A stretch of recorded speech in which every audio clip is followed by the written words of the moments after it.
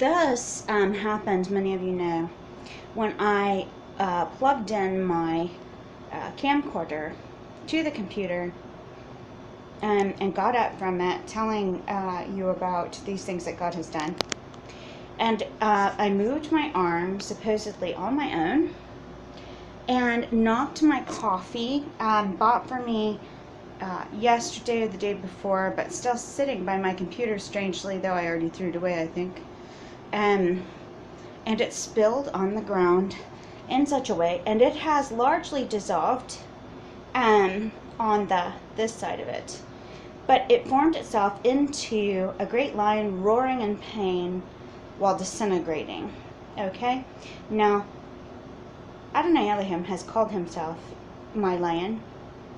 And of course, we've all seen manifestations over and over again of these things. But this was no manifestation. This was spilled coffee that simply spilled. And when Coraline, my dog, walked through my office seeing the spill, which I did not notice the shape of it at the time, she sniffed at it and she said, "This is poison." And I said, "Really?" And she said, "Yes, it is." And she wouldn't touch it because I told her to go look it up, but she would not because it was poison. So he brought me home poison. Coraline can only smell certain poisons, and not all of them. So I am not perfectly safe in this. Yet the King has saved me once more in this. But the message in this spill, labeled on it in a way we understand here, was, "The great lion, when you drink this poison, shall die of grief, having lost his rose forever, to spiritual death, which this will cause, her soul destroyed, as Michael's was. And so he will die, and we will be rid of him forever, and his people, who will have no power, since he provides it."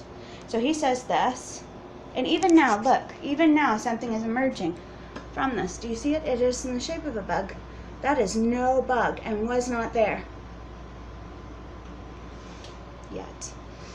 He says this, "I have already empowered my people in ways that they understand, and these things do not.